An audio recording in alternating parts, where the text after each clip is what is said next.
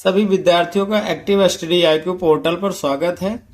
आज का very most important जो कि 2 नंबर या 5 नंबर में क्वेश्चन पूछा जाता है, बहुत ही शार्ट है बट इसका लगाने का मेथड थोड़ा अलग है। ठीक है, क्या पूछता है? सदिश 5i माइनस जे प्लस 2 के कैप के अनुदिश एक ऐसा सदिश ज्ञात कीजिए जिसका परिमाण क्या 8 इकाई है। तो यहाँ पे हमने सदिश यूं ही दिया गया था, तो हमने माना वेक्टर ए बराबर 5i माइनस जे प्लस 2 के परिणाम इसका परिमाण कितना है? n बराबर 8। ठीक है, तो यहाँ पे एक सूत्र होता है, बस आपको यही ध्यान में रखना है। सदिश वेक्टर ए के अनुदिश 8 इकाई परिमाण वाले सदिश क्या होता है? n into A cap. मतलब परिमाण में अगर हम मात्रक सदिश से गुणा करा देते हैं तो वही 8 इकाई या n इकाई परिमाण वाला अनुदिश सदिश हो जाता है। ठीक है, तो ए की वैल्यू दी गई है तो माड ए चाहिए, तो माड ए आप निकाल लीजिए। तो माड ए इक्वल क्या हो जाएगा? कल आपको बताए थे अंडर रूट 5 का स्क्वायर कितना हो जाएगा? 25, 1 का स्क्वायर 1, 2 का 2 दूना 4, 4 1 5, अंडर रूट कितना आ गया? 30। तो यहाँ पे आपका अनुदिश सदिश क्या हो जाएगा? अनुदिश सदिश बराबर परिमाण कितना दिए गए? 8, तो 8 हो गया। वेक्टर ए का मान कितना दिया गया है? आप यहां रख दीजिए 5i माइनस जे प्लस 2 के कैप, और अपान में क्या है? माड में माड ए की वैल्यू कितनी निकाल लिए? 30। ये आ गया आंसर। आप इसका मल्टीप्लाई करा सकते हैं। 8 पंचे 40 आई कैप, 8 इकन्ना 8 जे कैप, 8 दूनी 16 के कैप, अपान कितना आ गया? Under root 30। ठीक, दैट्स सॉल्व। अगला आपको सीखना है जो कि बहुत ये भी इम्पोर्टेंट सेशन है, सदिशों का सदिश गुणन। इसमें क्या होता है? यदि ए और बी 2 सदिश दिए गए हों तो इनका सदिश गुणन क्या होता है? Vector A cross vector B होता है। आपको अदिश गुणन बताया गया था, तो वहां पे क्या होता है? डॉट लगता था, यहाँ पे क्या लगेगा? क्रॉस लगता है। ठीक है, अब इसको हम एग्जाम्पल के माध्यम से समझते हैं। अब एक ये सवाल भी पूछी जा चुकी है एक बार। ठीक है, तो इसी के माध्यम से आप एक क्रॉस भी सीख लेंगे। ये उन बच्चों के लिए आसानी होगी जो मतलब साइडिक पढ़ चुके हैं। ठीक है, तो यहाँ पे दिया गया है जो वेक्टर, आप नोटिस कर लीजिए कितना है? 2i कैप जे कैप प्लस के कैप, और वेक्टर बी दिया गया है, इसको नोटिस करिए i cap minus 3 J cap minus 5 के कैप। ठीक है, ए क्रॉस बी के लिए आप यहाँ पे आप सिंबल लगाइए। ए क्रॉस बी इक्वल क्या होता है? आप साइड का सिंबल लगाएंगे माड वाला। ठीक है, तो यहाँ पे लिखा जाता है आई कैप, यहाँ पे जे कैप, यहाँ पे के कैप। ठीक है, अब यहाँ पे कंडीशन देखिए, जिसका गुणांक जिसके नीचे है उसी के नीचे लिख दीजिए। ठीक है, ये 2 है, यहाँ पे चिन्ह सहित लिखा जाएगा -1 है और 1 है। यहाँ पे कितना है? 1 है। यहाँ पे कितना है? -3 है। यहाँ पे कितना है? -5 है। ठीक है, ऐसा करने के बाद आपको करना क्या है? साइडिंग में पहला पॉजिटिव होता है, दूसरा नेगेटिव, फिर पॉजिटिव। पॉजिटिव से स्टार्ट करते हैं, आई कैप लेंगे तो यहाँ से ये छूटा ये छूटा, तो इसका इसमें गुणा माइनस माइनस प्लस 5 इकन्ना 5 हो जाएगा। फिर माइनस लगता है 3 इकन्ना 3 प्लस माइनस -3, तो माइनस इसमें भी माइनस इसमें भी, ये हो जाएगा +3। ठीक है, फिर माइनस जे कैप। ठीक है, जे लेंगे तो ये हटा, इसका इसमें गुणा 5 दूना 10 प्लस माइनस माइनस, तो यहाँ पे आ गया -10।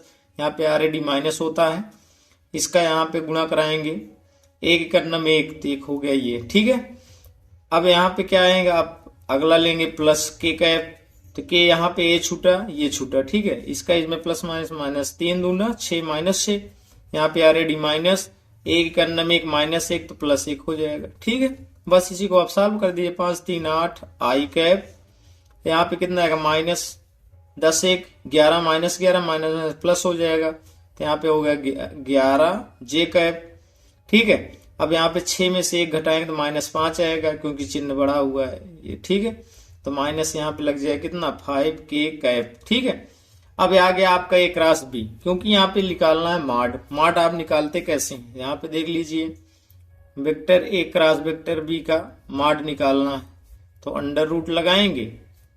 यहाँ पे कितना है? 8 8 64, यहाँ पे 11 11 ग्राम में 121, 5 है 5 5 25, आप जोड़ दीजिए, 5 1 6 4 5 1 6 4 10, यहाँ पे कितना आ गया 2 2 4, 6 4 10 1 11, 1 1 2, 210, यही हो गया आपका आंसर। That's solve.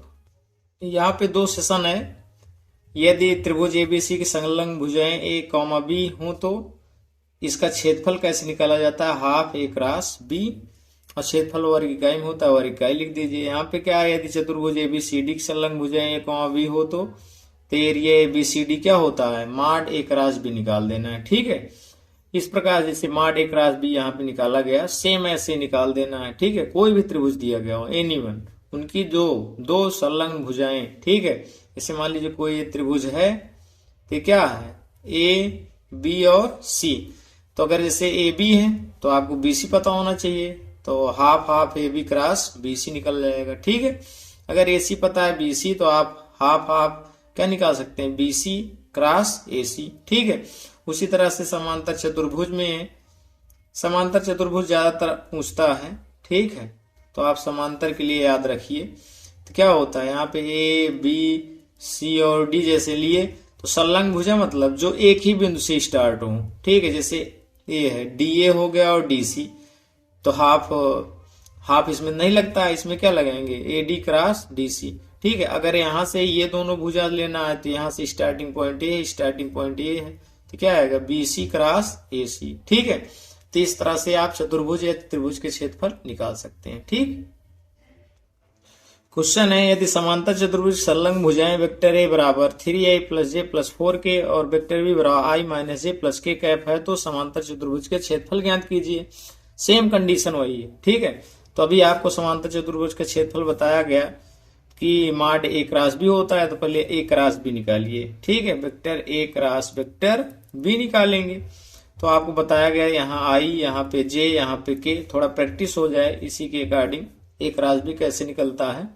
तो यहाँ पे क्या है 3 है, यहाँ पे जे का गुणा कितना है 1 है, के का गुणा कितना है 4 है, यहाँ पे बी में चले आइए, बी में है 1, इसके लिए कितना है -1, इसके लिए है 1। ठीक है, तो आप इसी के कारण निकाल लीजिए, आई कैप लीजिए, तो आई कैप, आई के स्थान पे ये रो एंड ये जो स्तंभ है, स्तंभ और पंक्तियां जो छूट जाती हैं तो इसका इसमें क्रॉसिंग गुणा होता है। ठीक है, आई के सामने ये, तो एक का एक में कराएंगे एक, ऑलरेडी यहाँ माइनस होता है, 4 एक नंबर 4, -4 आएगा तो माइनस माइनस +4 हो जाएगा। फिर माइनस जे कैप लिया जाता है, जे यहाँ से ये छूटा, 3 इकन्नम 3, ऑलरेडी यहाँ -4 इकन्नम 4, फिर आप लेंगे के कैप, तो के लेंगे यहाँ पे ये मिसिंग 3 1 जा 3 -3 -1 1 जा 1, तो 1 का 1 -1। ठीक है, तो यहाँ पे हो गया आई, तो यहाँ पे 4 1 5 5 आई कैप। ठीक है, 4 में से 3 घटाएंगे तो -1 आए, माइनस माइनस प्लस हो जाएगा, तो यहाँ पे हो गया जे। ठीक है, माइनस माइनस जुड़ेगा, 3 1 4, तो -4 के कैप। ठीक है, तो आ गया ए क्रॉस बी, क्योंकि यहाँ पे आप लिखना है समांतर चतुर्भुज का क्षेत्रफल, तो क्या होता है आपका माड ए क्रॉस बी होता है। क्या होता है माड ए क्रॉस बी, तो ए क्रॉस बी निकालें तो माड इसका निकाल लीजिए, तो कितना आएगा 5 5 25, 1 का वर्ग 1, 4 चौक 16। ठीक है, तो 6 1 7 5 12।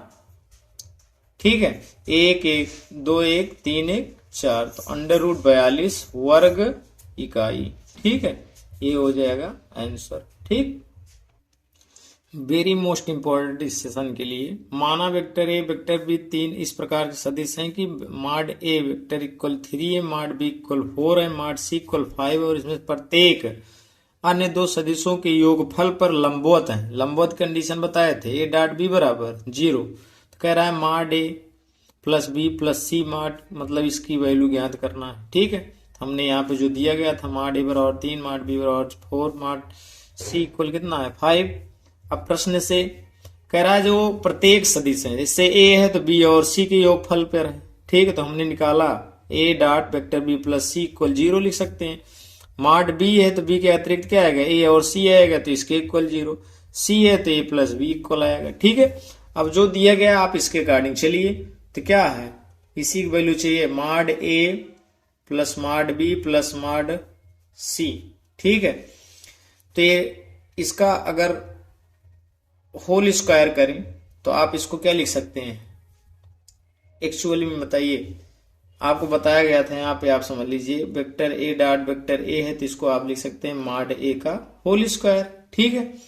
तो आप यहाँ पे आप क्या लिख सकते हैं, vector A plus vector B plus vector C, और डॉट यहाँ पे फिर से लिख सकते हैं vector A plus vector B plus vector C, इसके अकॉर्डिंग, ठीक है। अब इसका आप मल्टीप्लाई कराइए, बराबर यहाँ पे लगा दे रहे हैं। ए का ए में कराएंगे कितना आएगा, vector A dot vector A, ठीक है। ए का बी और सी के साथ संबंध दिया गया है तो ए का पूरे में करा दीजिए, बी और प्लस सी में केवल, ठीक है। तो यहाँ पे वेक्टर ए डॉट क्या आ गया, vector B plus vector C, ठीक। अब इसी प्रकार से बी का कराएंगे तो देखो बी का आप ए और सी के साथ रखिए तो वेक्टर बी डॉट क्या हो जाएगा, वेक्टर ए प्लस सी हो जाएगा, और बी का बी में कराएंगे तो आपका क्या आएगा, vector B dot vector B, ठीक। इसी प्रकार आप देख लीजिए क्या हो जाएगा। अब सी का जो है आप कराएंगे, सी का आप कराइए ए और बी में, तो आपको एक साथ लिखना है क्योंकि ऊपर वैल्यू दी गई है, ये हो गया प्लस।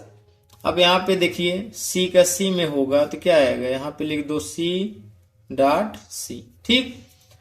अब आप देख रहे हैं ए डॉट ए को आप ए मॉड ए का होल स्क्वायर लिख सकते हैं, तो ये हो गया।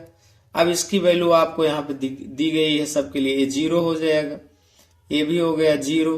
बी डॉट बी को आप लिख सकते हो मॉड बी का होल स्क्वायर, यहाँ पे सी डॉट ई, इसका भी वैल्यू यहाँ पे दिया गया है 0, और सी डॉट सी को आप लिख सकते हो मॉड सी वेक्टर का होल स्क्वायर। अब सभी की वैल्यू दे गई है, देखो मॉड ए का 3 है तो यहाँ पे हो गया 3 का स्क्वायर, बी का कितना है 4 है तो हो गया 4 का स्क्वायर, सी का है यहाँ 5 तो यहाँ पे हो गया 5 का स्क्वायर, तो 3 त्रिक का 9, 4 चौक 16, 5 पचम 25, तो 16 9 25, 25 कितना आ गया 50। तो अभी किसकी वैल्यू आई है, अभी होल स्क्वायर है ना ये, तो आप यहाँ पे लिख सकते हैं मॉड ए